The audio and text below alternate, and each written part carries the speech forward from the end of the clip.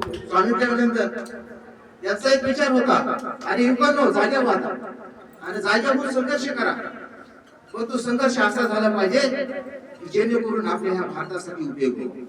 संघर्ष करणं ही साधारण गोष्ट नाही, पण एक मुठीनं सर्वांना या शिक्षण घ्या आणि वेगवेगळ्या प्रकारचे शिक्षण भारताला महासत्ता कसं बनवता येईल.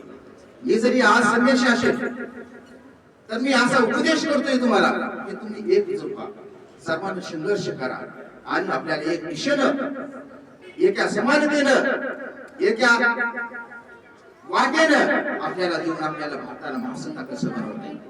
आपल्यामध्ये जळ आहे, आपल्यामध्ये बल आहे. भगवद्गीता वाचा. भगवद्गीतेमध्ये त्याचा मनमार्ग सांगते आपल्याला पाहिजे. भगवद्गीता ही आपल्याला एक योग्य दिशा दाखवलेली आहे.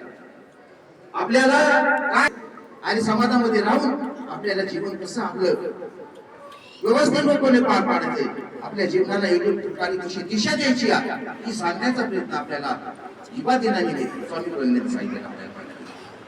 आपल्यामध्ये समान असलेली वागणूक, समान असलेलं ही ज्यावेळेस त्यांनी बाहेर देशामध्ये व्याख्या करत असत तेव्हा अमेरिकेमध्ये त्यांनी गेले. माझे बंधू आणि भगिनीनो असं म्हणल्यानंतर खाली व्यक्तीने टाळ्या वाजवल्या. कारण फक्त आपण भारत देश किंवा महाराष्ट्र किंवा एवढा देश मध्येच आपण आपल्यासाठी मर्यादित नाही. माझे बंधू आणि भगिनी म्हणजे पूर्ण जगाला त्यांनी म्हणलेलं आहे. माझे बंधू आणि भगिनी सगळं जग आहे आपला आहे, सगळे बंधू आणि भगिनीच आपण सर्वजण हा संदेश स्वामी विवेकानंदांनी दिला. आणि आपल्याला महासत्ता बनवण्याचं जे स्थान आहे ते फक्त युवकामध्ये आहे. ते आपण आपल्या पूर्वी बाळगलं आणि आपलं वडिलांचं स्वप्न असेल आपल्या राष्ट्राला समर्पित म्हणून आपण राष्ट्रासाठी वेगवेगळ्या प्रकारचं कार्य करणं आवश्यक आहे. म्हणून आज राजमाता जिजामाता यांचं जन्मोत्सव आज आपल्या शाळेमध्ये साजरा करण्यात आला.